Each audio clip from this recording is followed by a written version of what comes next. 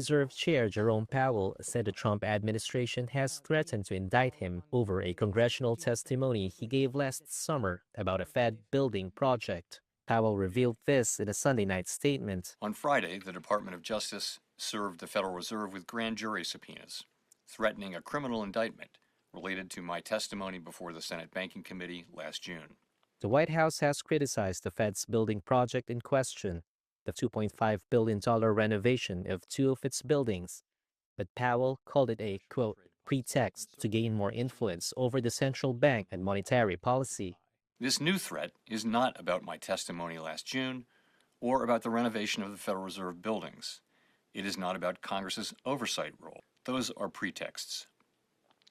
The threat of criminal charges is a consequence of the Federal Reserve setting interest rates based on our best assessment of what will serve the public, rather than following the preferences of the president. Trump has demanded the Fed to cut rates sharply since resuming office in January, blaming its policy for holding back the economy, and has mused about firing Powell. That is, despite the legal protections ostensibly covering the Fed chair from removal. Trump told NBC News Sunday that he had no knowledge of the Justice Department's actions.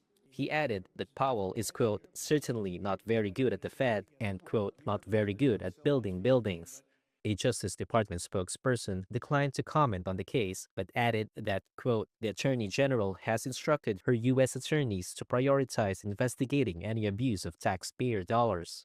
In a statement on X, Republican Senator Tom Tillis, a member of the Senate Banking Committee, said the threatened indictment puts the Department of Justice's independence and credibility in question.